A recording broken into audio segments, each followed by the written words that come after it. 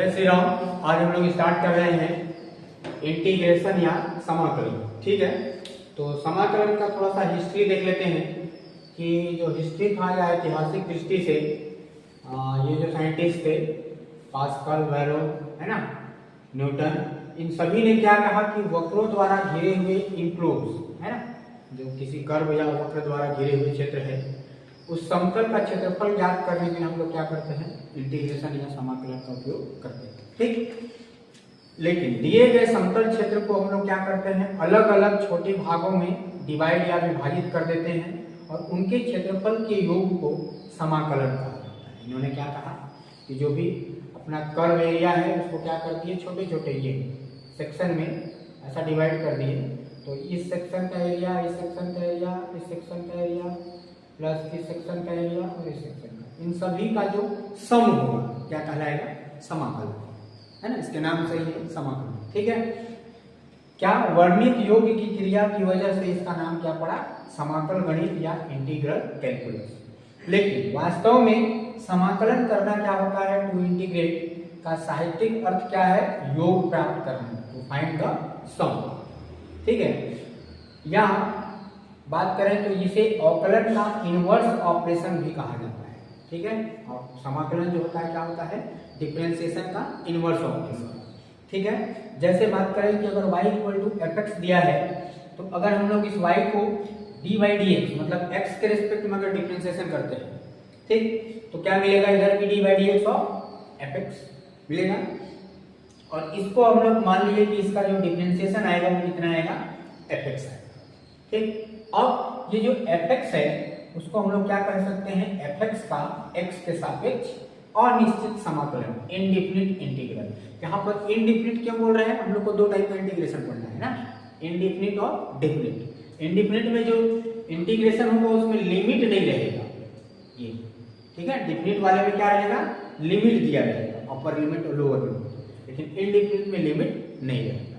ठीक है, तो वहां पर जो एरिया निकलेगा वो अलग अलग सेक्शन में डिवाइड करके नहीं निकलेगा, जो लिमिट दिया है उसी में हम लोग निकाल लेंगे। ठीक, तो इसीलिए कह रहा है यहाँ पर कि क्या, इंडिफिनिट इंटीग्रल या प्रति अवकलज या एंटी डेरिवेटिव कहा जाता है। ठीक है, समाकलन क्या है, डिफरेंशिएशन का इनवर्स ऑपरेशन। ठीक है, अब बात करें हम लोग, तो अगर हम लोग ऐसा लिखते हैं कि integration fx dx equal to क्या है, fx, इसे x के सापेक्ष fx का समाकल या fx dx का समाकल पढ़ा जाता है। अब जो सिंबल है इसका सम, अभी बात की ना कि क्या होता है सम, छोटे छोटे अल्पाशों का सम करेंगे वही क्या कहलाएगा, उसका इंटीग्रेशन कहलाएगा। तो सम में देखो पहला जो अक्षर है क्या है, s। ठीक है, तो इस s को अगर हम लोग थोड़ा स्ट्रेस कर दें ऐसे, बीच वाले भाग को थोड़ा सा खींच देंगे s, तो क्या बन जा रहा है, इंटीग्रेशन का सिंबल बन जा रहा है। ठीक है, तो अगर इसके सिंबल की बात करें कि वो कहां से डेराइव हुआ, तो क्या है, सम होता है ना सम, तो सम का फर्स्ट लेटर क्या है, s। s को थोड़ा सा ऐसे स्ट्रेस कर दिए तो कैसा दिखने लगा वो, ये, और यही कहलाया क्या, समाकलन का सिंबल, प्रतीक। ठीक, अब यहाँ पर बात करें कि किसी फलन का जो समाकल ज्ञात करते हैं उस क्रिया को हम लोग क्या करते हैं, इंटीग्रेशन, तो उसको क्या करना है, हम लोग को इंटीग्रेशन करना है। फिर जिस फलन या फंक्शन का समाकलन किया जाता है उसको हम लोग कहते हैं समाकलन, इंटीग्रैंड। ठीक है, और समाकलन करने के बाद जो प्राप्त होता है उसको हम लोग कहते हैं इंटीग्रल या समाकलन। तो तीन टर्म है, जो ऑपरेशन होगा या समाकलन करने की क्रिया क्या कहलाएगी, इंटीग्रेशन, और जिस फंक्शन का हमको क्या करना है, इंटीग्रेशन करना है या समाकलन करना है वो कहलाएगा इंटीग्रांड या समाकल, और समाकलन करने के बाद जो लास्ट में प्राप्त होगा फंक्शन उसको हम लोग क्या कहेंगे, समाकल, इंटीग्रल। ठीक है, इसीलिए हम लोग इसका जो स्टडी करते हैं उसको हम लोग कहते हैं क्या, इंटीग्रल कैलकुलस। ठीक है, इंटीग्रल कैलकुलस, समाकलन गणित। ठीक, तो अब हम लोग आ जाते हैं क्या, जैसे एग्जांपल अभी हम लोग बात किए, क्या क्या कह रहा है कि इनवर्स ऑपरेशन होता है किसका, डिफरेंशिएशन। ठीक, तो जैसे हम लोग डिफरेंशिएशन जानते हैं क्या, कि dy dx of x to the power n equal to क्या होता है formula, n x to the power n minus 1। ये फॉर्मूला हम लोग जानते हैं किसका होता है, डिफरेंशिएशन होता है ना। अब इसको हम लोग समाकलन की बात करेंगे तो समाकलन में क्या कहलाएगा, वो इनवर्स, ठीक है। तो इसका इनवर्स कैसे होगा, जैसे मान लो हम लोग को किसका, अभी जैसे हम लोग किए integration x to the power n dx का फॉर्मूला हम लोगों ने लिखा xn प्लस 1 अपॉन में n प्लस 1, यही लिखे थे फॉर्मूला, बेसिक फॉर्मूला है इंटीग्रेशन, ये सबसे पहला बात, ठीक। तो क्या कह रहा है हम लोग कि जो इंटीग्रेशन होता है वो क्या होता है, डिफरेंशिएशन का इनवर्स ऑपरेशन होता है ना। तो इसका मतलब ये है कि अगर हम लोग इसका डिफरेंशिएशन करें इस वाले टर्म का तो वो इतना मिल जाना चाहिए, यही है ना। इसका डिफरेंशिएशन कर देते हैं, तो इसका अगर डिफरेंशिएशन करेंगे हम लोग मान लो तो d by D x to the power n plus 1, और चूंकि ये 1 अपॉन n प्लस 1 क्या है, कांस्टेंट है, तो बाहर लिख लेते हैं, ऐसा ही करते हैं डिफरेंशिएशन। अब क्या होता है, इसमें फॉर्मूला लगा दिया, कौन सा, ये वाला भाई लगा दो, n के जगह पर इस बार क्या दिख रहा है, n प्लस 1 दिख रहा है, तो 1 अपॉन n प्लस 1 बाहर हो गया। यहाँ से क्या होगा फॉर्मूले के अकॉर्डिंग, n बाहर, n मतलब n प्लस 1 बाहर, और x के पावर में क्या हो जाएगा, एक कम हो जाएगा, n माइनस 1 हो जाएगा। तो n प्लस 1 पहले से था, माइनस 1 कर दिए, अब क्या हो गया, 1 1 कैंसिल हो जाएगा, बचेगा क्या, n प्लस 1 भी कैंसिल, क्या बचा, x to the power n, आ गया क्लियर, ठीक है। तो प्रूफ हो गया कि जो इंटीग्रेशन होता है वो डिफरेंशिएशन का क्या होता है, इनवर्स, ठीक है। आगे चलो, तो नेक्स्ट हम लोग आ जाते हैं, कुछ फॉर्मूला है इंपॉर्टेंट इंटीग्रेशन का, इसको हम लोग को याद कर लेना है ना। कुछ इसमें फॉर्मूला बच भी गया है, तो उसको अभी नेक्स्ट में देख लेंगे, सब्स्टिट्यूशन वाला फॉर्मूला, ठीक है ना। जो बेसिक फॉर्मूला लिख दिया हूं मैं, सबसे पहला formula x to the power n dx equal to होता है x to the power n plus 1 upon में n प्लस 1, ठीक है। e के पावर x का इंटीग्रेशन होगा e के पावर x, 1 बाई x का हो जाएगा log x, a के पावर x में कंफ्यूजन नहीं होना है ना, आपको देखना e के पावर x है और ये a के पावर x, तो उनमें थोड़ा सा कंफ्यूज नहीं होना, ठीक। फिर e के पावर ax का इंटीग्रेशन कैसा होगा, तो देखो इंटीग्रेशन में अभी हम लोग, हालांकि इसको हम लोग ना सब्स्टिट्यूशन मेथड में देखेंगे कि कैसे आ रहा है। सीधा सीधा कॉन्सेप्ट ये है कि जैसे e to the power x का क्या होता है, e to the power x होता है, तो x में जितने का मल्टीप्लाई रहेगा ना उतने का डिवाइड करेगा, ठीक है। जैसे e to the power x का, अगर मान लो यहीं पर हम लोग को e to the power 2x का इंटीग्रेशन चाहिए, तो क्या हो जाएगा, e के पावर x का क्या होगा, e के पावर x मतलब 2x, और x में कितने का इंटू है, 2 का, तो 2 क्या हो जाएगा, डिवाइड, जितने का x में इंटू है उतना क्या हो जाएगा, डिवाइड विद साइन, प्लस है तो प्लस, माइनस है तो माइनस, ठीक है। सेम sin x का होता है minus cos x, cos x का sin x, tan x का दो फॉर्मूला होता है, माइनस log cos x और log sec x, कोई भी दो फॉर्मूला में सब यूज कर सकते हैं, सब सही है ना। वैसे ही cot x का भी दो फॉर्मूला होता है, log sin x और माइनस log cos x। इधर आ जाए तो sec x tan x का होता है sec x, cosec x into cot x का माइनस cosec x, और sec स्क्वायर x का tan x, cosec square x का minus cot x, sin ax का क्या हो जाएगा, sin का भी क्या होता है, माइनस cos होता है, तो सेम लिख लेंगे माइनस cos ax, और x में a का मल्टीप्लाई क्या हो जाएगा, a का डिवाइड। सेम वैसे ही cos ax का sin होता है, तो sin, और x में a का इंटू है इसलिए a का डिवाइड, ठीक। sec का दो formula, log sec x plus tan x और log x by 2 plus pi by 4। cosec x का भी दो फॉर्मूला होता है, minus log cosec x plus cot x, और दूसरा होता है log tan x by 2। अब 1 का इंटीग्रेशन होता है x, फिर ये कुछ इनवर्स वाले हैं, 1 अपॉन 1 माइनस एक्स स्क्वायर का होता है sin इनवर्स x, या माइनस cos इनवर्स x। इधर आओ तो 1 अपॉन 1 प्लस एक्स स्क्वायर जो होता है, या तो tan इनवर्स x के बराबर होगा या माइनस cot इनवर्स x के बराबर, दोनों में से कोई भी है ना। वैसे ही x into x square minus 1, इसमें भी दो है, सेक वाला प्लस में रहेगा और कोसेक वाला माइनस में रहेगा, ठीक। इधर बात करें तो dx upon a square minus x square, ये हालांकि ये जो फॉर्मूले है ना इसको प्रूव करने के लिए भी आता है पेपर में कई बार, है ना, ये ट्रिग्नोमेट्रिक फंक्शन का सब्स्टिट्यूट करके बनाया जाता है, इसको भी देखेंगे आगे, फॉर्मूला डिराइव भी करना है इसको, डायरेक्ट ये भी क्वेश्चन दे देता है कि prove that is not equal to, ठीक है, तो इसमें ट्रिग्नोमेट्रिक फंक्शन को सब्स्टिट्यूट करके फिर उसको हम लोग लाते हैं आंसर को, ठीक। फिर वैसे ही dx upon a square plus x square 1 upon a tan inverse x by a, यहाँ पर देखना ये दो फॉर्मूला कंफ्यूज करता है बार बार। एक बार क्या है x square minus a square है, मतलब x जो है वो बड़ा है और यहाँ पर x जो है a से छोटा है, ठीक। फिर ये हो जाएगा 1 अपॉन a से inverse x by a dx x square plus, तो लॉग यहाँ पर भी वैसे ही देखो प्लस वाला है, तो यहाँ पर देखो एक्स स्क्वायर पहले है, यहाँ माइनस है तो माइनस, ठीक। और a square minus x square dx में 1/2 x under root a square minus x square plus a square और sine inverse x by a, ठीक है। तो सबसे पहला मेथड है हम लोग का बाय रेशनलाइजेशन ऑफ डिनोमिनेटर, है ना, समाकलन का सबसे पहला मेथड है ये, हालांकि आपके सिलेबस में मेंशन नहीं है लेकिन ये सिंपल इंटीग्रेशन में ही आता है ना। सिंपल इंटीग्रेशन मतलब ऐसे फंक्शन जो देखने से ही लगेगा कि अगर उसके डिनोमिनेटर का हम लोग रेशनलाइजेशन कर दें तो वो सॉल्व हो जाए, ठीक है। इसलिए मैं उसको लेकर के चलता हूँ कि बाय रेशनलाइजेशन ऑफ डिनोमिनेटर, ठीक। अब इसके पहले हम लोग को थोड़ा सा कुछ प्रॉपर्टीज है, हालांकि ये प्रॉपर्टीज बुक में मिलता है या कहीं डायरेक्ट, कई टीचर लोग इसको डायरेक्ट फॉर्मूला ही बोल देते हैं कि ये फॉर्मूला ही है ना। क्या है प्रॉपर्टीज कि पहला कि अगर इंटीग्रेशन में कोई भी कांस्टेंट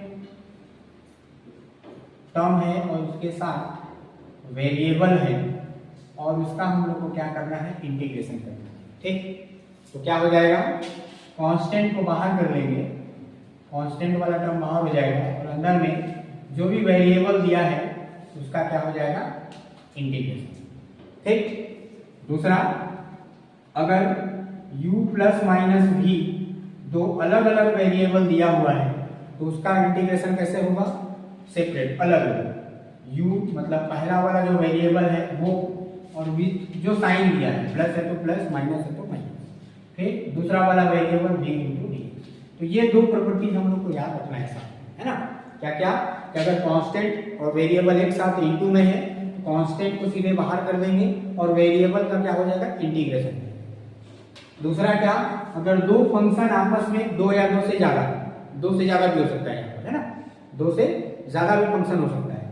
अगर दो फंक्शन या दो से ज्यादा फंक्शन आपस में है उनको क्या कर देंगे, अलग अलग सेपरेट करके हम लोग क्या करेंगे, इंटीग्रेट करेंगे, और बीच में जो साइन है वैसा साइन, ठीक। और तो ये कुछ क्वेश्चन है जिसको कि हम लोग को बनाना है किससे, बाय रेशनलाइजेशन ऑफ डिनोमिनेटर, ठीक है। तो सबसे पहले हम लोग देख लेते हैं क्वेश्चन, इसमें से ये वाला क्वेश्चन उठा लेते हैं कोई भी, ठीक। तो देखो इंटीग्रेशन में सबसे पहले जो भी क्वेश्चन दिया रहेगा उसको क्या कर लेना है, लेट आई मींस इंटीग्रेशन, ठीक। आई क्या दिया हुआ है, sec x dx अपॉन में sec x plus tan x। अब हम लोग अभी क्या पढ़ रहे हैं, रेशनलाइजेशन ऑफ डिनोमिनेटर, ठीक। इसलिए अभी हम लोग को पता है कि ये सारा क्वेश्चन किससे बनेगा, रेशनलाइजेशन। लेकिन अगर एग्जाम में आएगा तो कैसे पता चलेगा, तो देखना रेशनलाइजेशन वाले को पहचानने का तरीका ये रहेगा कि नीचे वाला जो टर्म रहेगा ना उसको तुम लोग देखना कि अगर उसके अपोजिट साइन करके अगर मल्टीप्लाई करें, जैसे for example 1 minus sine x है ना, पहला वाला में इसके डिनोमिनेटर में 1 माइनस साइन एक्स है, तो इसके अपोजिट साइन मतलब 1 प्लस साइन एक्स का मल्टीप्लाई करके हमको देखना है कि वो किसी न किसी फॉर्मूले में आ रहा है कि नहीं आ रहा है। तो आएगा a minus B, A plus B क्या हो जाएगा भाई, A square minus B square, और ये आ जाएगा 1 माइनस साइन स्क्वायर एक्स आएगा, और 1 माइनस साइन स्क्वायर होता है कॉस स्क्वायर एक्स, मतलब कहानी बन जाएगा, आसान हो जाएगा। तो समझ में आया कि कैसे पहचानना है कि जब भी डिनोमिनेटर में जो टर्म दिया है उसको देख लेना, उसके अपोजिट साइन का मल्टीप्लाई करके अगर किसी न किसी वो फॉर्मूले में आ रहा है मतलब सिंप्लीफिकेशन हो जा रहा है, मतलब वो किससे बनेगा, by rationalisation of denominator. Okay चलिए, तो क्या कर लेते हैं, यहां पर क्या हो जाएगा, किसका मल्टीप्लाई करना पड़ेगा बताओ, इसका अपोजिट साइन है ना, किससे करना पड़ेगा, माइनस से करना पड़ेगा ना, प्लस पहले से है माइनस से मल्टीप्लाई, चलो माइनस से मल्टीप्लाई कर देते हैं, मतलब sec x माइनस 10x और नीचे में भी sec x माइनस 10x, ठीक। अब ऊपर वाले का मल्टीप्लाई कर देते हैं, तो sec x का इन दोनों में होगा, sec का पहले sec में होगा तो क्या हो जाएगा, sec square x minus sec x into 10x, और बाहर में जो dx दिया है उसको बाहर, नीचे में a प्लस बी और a माइनस, फिर से वही हो जाएगा क्या, a square minus b square होगा ना। अब sec स्क्वायर माइनस 10 स्क्वायर ये भी फॉर्मूला होता है और इसका मान होता है 1 होता है, सीधा सीधा इसको क्या लिख लेना है 1, नीचे वाला, तो नीचे वाला टर्म तो गायब हो जाएगा। अब ऊपर वाला ये हो गया मान लो u और ये हो गया v, तो अभी प्रॉपर्टी दे दे u को अलग और v को अलग, तो क्या हो जाएगा sec square x dx minus बीच में साइन जो है माइनस दूसरा वाला क्या है sec x into 10x dx।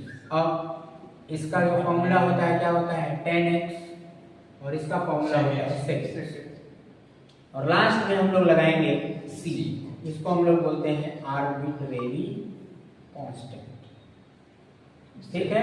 चलिए 10x कहां से आया, sec स्क्वायर x का 10x इंटीग्रेशन में फॉर्मूला देते हैं, ठीक है। तो फॉर्मूला का हम लोग को सिर्फ लास्ट में जरूरत है, पूरा सिंप्लीफिकेशन हमको किससे करना है, ट्रिग्नोमेट्री से। इसलिए समाकलन पढ़ते समय हमको दो चीजें बहुत जरूरी है, ट्रिग्नोमेट्री और डिफरेंशिएशन। बेसिक ट्रिग्नोमेट्री पढ़ना पड़ेगा, हाँ, त्रिकोणमिति और अवकलन, ये दो चीजें अच्छे से बनेगा तभी हम लोग समाकलन आराम से बनाएंगे, नहीं तो फिर दिक्कत है। छोटा मोटा क्वेश्चन भले रटा रटाया क्वेश्चन आ जाए तो बन जाए, अगर तुमको दिमाग लगाना है तो दिमाग तभी लगेगा जब त्रिकोणमिति का पूरा फॉर्मूला हमको पता होना चाहिए और डिफरेंशिएशन का पूरा फॉर्मूला पता होना चाहिए, है ना। अभी तो सिंपल वाला था, अगर हम लोग थोड़ा टफ वाला देखेंगे तो दिक्कत होगा, ठीक। तो जैसे ये सी क्यों लगा रहे हैं, ऑर्बिट्रेरी कांस्टेंट ना, क्योंकि डिफरेंशिएशन के केस में क्या होता है कि किसी भी कांस्टेंट का जो डिफरेंशिएशन होता है वो 0 होता है, लेकिन इंटीग्रेशन के केस में अगर कांस्टेंट दिया है और इनटू में dx है, कांस्टेंट मतलब कुछ भी मान लेते हैं, मान लो a into dx, तो अभी क्या देते थे एक प्रॉपर्टी पहला कि कांस्टेंट को बाहर कर लेना है और 1 into dx लगा लेना है, मतलब अंदर में वेरिएबल रहेगा।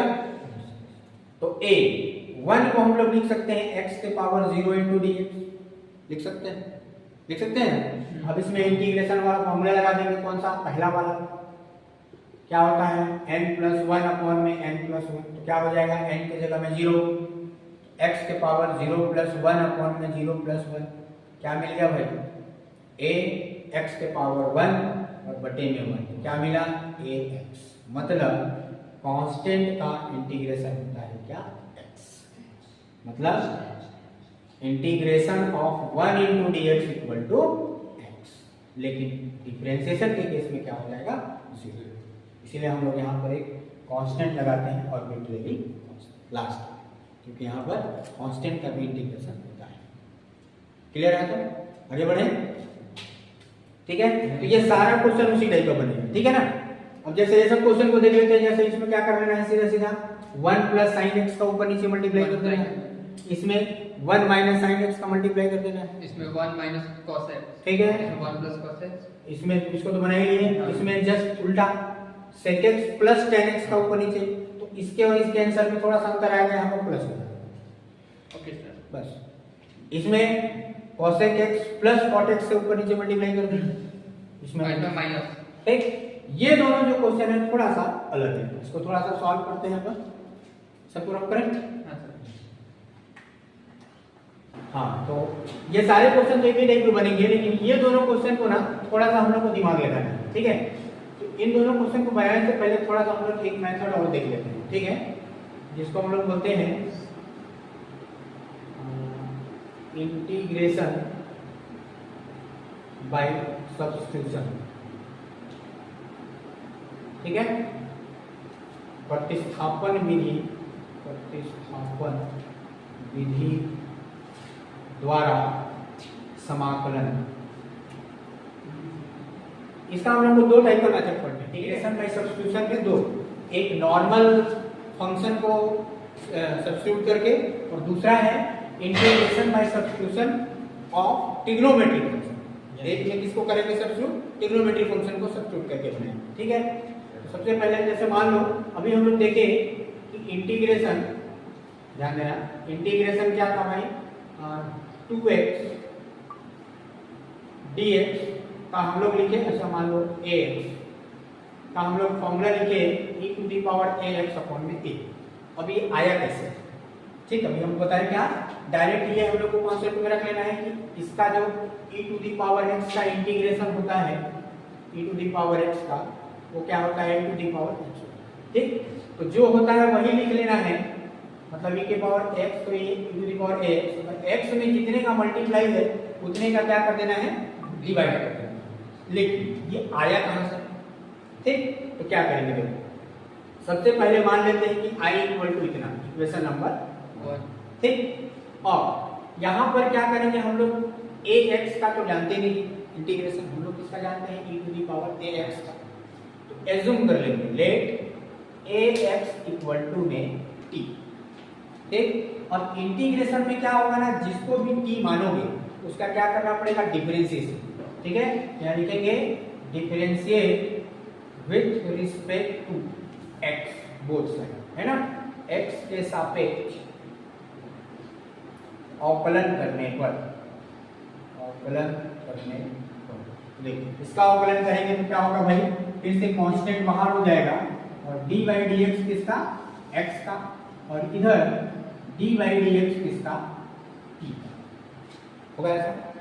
अब x का डिफरेंशिएशन कितना हो जाएगा, 1 हो जाएगा। कैसे होगा, a, इसमें फॉर्मूला लगा लेंगे कौन सा, dy/dx x⁴n वाला, n x⁴n - 1, n के जगह में क्या दिख रहा है 1, तो 1 x⁴1 - 1 इक्वल टू में dt/t। यहाँ क्या मिलेगा, x⁴0, तो किसी का भी पावर 0 मतलब क्या होता है, क्या होगा, 1 आ जाएगा, किसी का भी पावर 0 मतलब 1, तो a आएगा, ठीक है।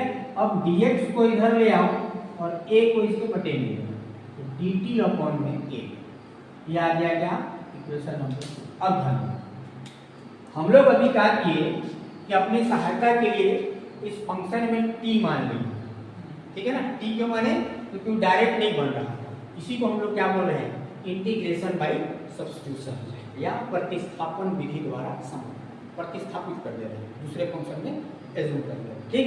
तो अब ये फंक्शन x का था, देखो किसका था, x का था, उसको पूरा किस में कन्वर्ट करना है, t में।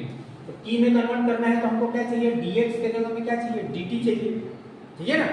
dx लिख रहे हैं, इसका मतलब क्या है, इस fx का x के रेस्पेक्ट में, अगर वैसे ही हम लोग ऐसा लिख लें fx और साथ में dt, इसका मतलब क्या, t के रेस्पेक्ट में समझ। अब हम लोग को क्या करना है, उसका t के रेस्पेक्ट में, ठीक है। तो इस इक्वेशन में पूरा मान रख दो, किससे, 2 से। यहाँ लिखेंगे फ्रॉम इक्वेशन 1 and 2, देखो i = क्या हो जाएगा, इंटीग्रेशन e⁴ax को क्या माने हैं हम लोग, t, तो t, और dx के जगह में क्या लिख सकते हैं, dt/a लिख सकते हैं सर। अब अभी जो प्रॉपर्टीज पढ़े थे कि कांस्टेंट जो है बाहर हो जाएगा, तो कांस्टेंट को बाहर कर लो, a बाहर हो गया, e⁴t और dt। अब देखो ये जो यहाँ तक है वो क्या है, यही है e⁴x dx था, तो क्या हो जा रहा था, e⁴x हो जा रहा था। अब e⁴t dt है तो क्या हो जाएगा, a × e⁴t, इससे डायरेक्ट, है ना, यहाँ x था, x हो जा रहा था, यहाँ t है तो क्या हो जाएगा, t हो जाएगा। अब इस t का जो मान हम लोग माने थे उसको वापस रख देते हैं, क्योंकि वो तो हम लोग अपनी सहायता के लिए माने थे ना। एक्चुअल तो क्वेश्चन है कौन सा हम लोग का, x का, आंसर भी किस में आना चाहिए, x। तो वापस यहाँ पर जब t का मान रखोगे, e⁴t, t मतलब a, सॉरी यहाँ पे गलत हो गया, अपॉन में a था ना, a जो है अपॉन में है 1/a, ठीक। तो e⁴ax अपॉन में a और लास्ट में क्या लगा देंगे, c, और इसका इंटीग्रेशन हो गया e⁴ax। तो शॉर्टकट तरीका हम लोग ये जानेंगे कि जिसका भी इंटीग्रेशन करना है उसका जो बेसिक इंटीग्रेशन होता है वही लिख लेंगे और x में जितने का गुणा है उतने का भाग होगा विद चिन्ह। बस जैसे अभी मान लो इसका हम लोग लेंगे, वैसे ही मान लो इंटीग्रेशन आ जाता है e to the power -3x dx। इसका इंटीग्रेशन क्या हो जाएगा, क्या होगा इसका इंटीग्रेशन जो होता है मतलब e to the power -3x और x में कितने का डिवाइड इनटू है -3 चिन्ह के साथ, तो -3 ये हो जाएगा इसका हाँ। लेकिन अगर सिर्फ यही क्वेश्चन आएगा तो पूरा बनाना पड़ेगा। अगर बड़े क्वेश्चन में ऐसा कहीं यूज हो रहा है तो वहां पर हम लोग डायरेक्ट ऐसा लिख सकते हैं, वहां पे कटेगा नहीं। लेकिन अगर सिर्फ यही क्वेश्चन आया है कि integrate with respect to x 2 number या 3 नंबर, तो फिर वहां पूरा ऐसे सब्स्टिट्यूट करके बना के दिखाना पड़ेगा। क्लियर है ना? तो ये था इस दोनों क्वेश्चन को बनाने से पहले। ठीक है, आगे बढ़े। चलो तो नेक्स्ट क्वेश्चन देख लेते हैं। इन दोनों को, दोनों एक ही टाइप का बनेगा। सबसे पहले तो यहाँ tan है और cot है, उसको हम लोग sin और cos में कन्वर्ट करेंगे। ठीक है, सबसे पहले जो क्वेश्चन दिया है उसमें देख लो क्या कर लेते हैं, 1/1 प्लस tan x को लिख सकते हैं sin x अपॉन में cos x लिख सकते हैं। और क्या कर लो, नीचे से एलसीएम ले लो cos x, तो यहाँ आ जाएगा cos x और प्लस sin x और ऊपर में पूरे का 1 इंटू में d। ये cos x ऊपर चला जाएगा, cos x अपॉन में cos x plus sin x d। ये सेम क्वेश्चन हम लोग को डिफिनिट इंटीग्रेशन में भी पढ़ना है, ये दोनों क्वेश्चन। ठीक है, इनडिफिनिट में भी है और डिफिनिट में भी है। ठीक, वहाँ लिमिट रहेगा या लिमिट नहीं, बनाने का प्रोसेस एकदम सेम है। ठीक, अब देखो cos x और sin x आ गया नीचे में। अब इसमें क्या कर सकते हैं, रेशनलाइज करके इसको हम सॉल्व कर सकते हैं। ठीक है, तो रेशनलाइज कर दो, क्या हो जाएगा। हालांकि इसको सॉल्व करने का एक और तरीका है, cos x से डिवाइड कर देंगे आगे चलेंगे तब, लेकिन अभी हम लोग वो सारा वाला फॉर्मूला पढ़े नहीं, इसलिए हम लोग उससे नहीं बनाएंगे। अभी हम लोग कौन सा पढ़े हैं, रेशनलाइजेशन। तो रेशनलाइजेशन का यूज करके अभी थोड़ा सा और आगे पढ़ेंगे ना, तो हम लोग देखना उसमें cos x से भाग कर देंगे तो ये tan का फॉर्मूला आ जाएगा, tan में फिर आराम से बनेगा। लेकिन अभी हम लोग उसको नहीं बनाएंगे। ठीक है, क्या कर लेते हैं, रेशनलाइज कर देते हैं। cos x अपॉन में cos x plus sin x और इनटू में cos x minus sin x का ऊपर नीचे मल्टीप्लाई कर। ठीक, और बाहर में dx। अब cos x का दोनों मल्टीप्लाई हो जाएगा, cos square x minus cos x into में sin x और बाहर में dx और नीचे में आ जाएगा a plus B A minus B मतलब a स्क्वायर माइनस बी। अब ये जो फॉर्मूला होता है वो होता है cos 2x। ठीक है, ट्रिग्नोमेट्री में देखोगे ये जो फॉर्मूला है किसका है, cos 2x का फॉर्मूला है। तो नीचे में हम लोग लिख लेते हैं cos 2x। तो देखो इसको ऐसा लिख सकते हैं cos स्क्वायर x माइनस और ये sin x cos x into sin x और बटे में cos 2x। ठीक, अब जब भी ऐसा रहेगा कि ऊपर में 2 टर्म है नीचे में 1 टर्म, तो क्या कर देना है, दोनों टर्म के अपॉन में इसको नीचे वाले को लिख सकते हैं। ठीक है, तो क्या कर लेंगे, cos स्क्वायर x अपॉन में cos 2x dx minus cos x into में sin x और अपॉन में cos 2x और dx। अब आगे चलते हैं, cos 2x का एक और फॉर्मूला होता है। cos 2x का 4 फॉर्मूला है ना, इसको ट्रिग्नोमेट्री में तुम लोग पढ़े भी होंगे। पहला क्या होता है, cos square x minus sin square x। दूसरा है 2 cos स्क्वायर x माइनस 1। तीसरा है 1 माइनस 2 sin स्क्वायर x। चौथा है 1 minus tan square x upon में 1 प्लस tan स्क्वायर x। वैसे ही sin 2x का भी 2 फॉर्मूला होता है, 2 sin x इंटू में cos x और दूसरा होता है 2 tan x और अपॉन में 1 प्लस tan स्क्वायर x और तीसरा है tan 2x का भी 2 फॉर्मूला। पहला क्या, sin 2x अपॉन में cos 2x और दूसरा 2 tan x अपॉन में 1 माइनस tan स्क्वायर। ये ट्रिग्नोमेट्री का बेसिक फॉर्मूला है, ठीक है। ये हमको याद है, अभी बताया ना ट्रिग्नोमेट्री हमको अच्छे से बनना चाहिए तभी इंटीग्रेशन बना पाए, ठीक है, क्योंकि हर जगह फॉर्मूला है।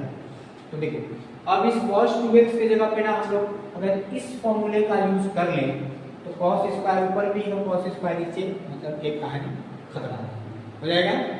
इसको यूज कर लेते हैं, क्या मिल जाएगा देखो, i = ऊपर में cos स्क्वायर नीचे में 2 cos स्क्वायर x माइनस 1, ऐसा लिख सकते हैं, ठीक। या ऐसा ना करते हुए देख के जो नंबर कर लेते हैं, इसको भी रहने दो cos 2x dx। यहाँ पर क्या कर लो कि अगर 2 का मल्टीप्लाई कर दें हम लोग तो ऊपर में आ जाएगा क्या, 2 sin x × cos x, तो वो फॉर्मूला हो जाएगा किसका, sin 2x, और नीचे में cos 2x है तो sin 2x बटा में cos 2x क्या आ जाएगा, tan 2x आ जाएगा। और tan का हम लोग इंटीग्रेशन कर सकते हैं कि नहीं, तो वो काम आसान है। क्या हो जाएगा कि 2 का इंटू कर देते हैं भाई और 2 का डिवाइड कर देते हैं, ऐसा, ठीक, देख सकते हैं ना, cos 2x dx। तो और इसके लिए ना 2 फॉर्मूला और है, उसको देख लेते हैं। 1 माइनस cos 2x रहेगा तो 2 sin स्क्वायर x, और 1 प्लस cos 2x रहेगा तो 2 cos स्क्वायर x। ये जो फॉर्मूले हैं ना ये हमेशा यूज होगा ट्रिग्नोमेट्री, ये दिमाग में बैठा लेना है, ठीक है। सबसे ज्यादा ये दोनों हर जगह देखोगे इसका यूज होगा, हर जगह, हर 2-3 स्टेप के बाद। तो देखो यहाँ पर हम लोग के पास cos स्क्वायर x है, 2 नहीं, तो फिर से क्या कर लेते हैं, 2 का इंटू कर लेते हैं और 2 का डिवाइड करते हैं, और इस 2 cos स्क्वायर x के जगह पे हम लोग लिख सकते हैं 1 प्लस cos 2x। तो लिख लेंगे क्या, 1/2 1 प्लस cos 2x, और नीचे में cos 2x dx माइनस 1/2 यहाँ आ जाएगा tan 2x dx। होगा इतना क्लियर है। अब यहाँ पर देखो इसको फिर से 2 अलग अलग भागों में बांट सकते हैं, एक बार 1 के बटे में, एक बार इसके बटे में। इस पर ऐसा लिख लेते हैं integration 1/cos 2x dx plus integration cos 2x upon में cos 2x dx minus 1/2 tan 2x dx, ठीक। चलो तो नेक्स्ट आ जाते हैं हम लोग, क्या यहाँ आ जाएगा 1/2, 1/cos क्या हो जाएगा sec, ठीक है, तो क्या हो जाएगा sec 2x dx plus cos 2x गायब हो जाएगा 1 × dx minus 1/2 integration tan 2x dx। यहाँ से ये ब्रैकेट। अब देखो ये sec x का हम लोग इंटीग्रेशन डायरेक्ट जानते हैं, अभी देखे थे फॉर्मूला क्या, integration of sec x dx equal to होता है log sec x plus tan x, देखे थे। इसके जगह में क्या लिख सकते हैं, देखो 1/2 बाहर sec 2x सब्स्टिट्यूशन हुआ, यहाँ पर क्या है x है लेकिन यहाँ क्या है 2x, तो वैसे ही लिख लेना है क्या, log sec 2x plus tan 2x, लेकिन 2 का इंटू है इसलिए 2 का क्या हो जाएगा डिवाइड, ठीक। और 1 का इंटीग्रेशन क्या होता है, मुझे देखिए x, इसके जगह पे क्या हो जाएगा प्लस x, ये 1/2 दोनों में इंटू है, ठीक, माइनस 1/2 tan 2x, तो tan x का भी हम लोग इंटीग्रेशन देखे थे 2 फॉर्मूला, क्या क्या, माइनस log cos x, और अगर प्लस में लिखना है तो log sec x, दोनों में से कोई भी यूज करें। तो माइनस पहले से है, अगर माइनस वाला यूज कर लेते हैं तो प्लस में आ जाएगा, थोड़ा अच्छा दिखेगा, तो माइनस वाला यूज कर लेते हैं, minus log cos x, cos 2x। अब देखना यहाँ भी 2 इंटू में है तो 2 का डिवाइड हो जाएगा, ओके ना, ओके। इसको सॉल्व कर देते हैं, तो 1/2 क्या हो जाएगा 1/4 log sec 2x plus tan 2x, और 1/2 का x में होगा तो प्लस 1/2x, और यहाँ minus minus plus 1/4 log cos 2x और लास्ट में प्लस c, ये हो जाएगा इसका। अच्छा ठीक है, तो ये हो गया सिंपल इंटीग्रेशन। ठीक है, इसका क्वेश्चन और कर लेंगे। Like and subscribe.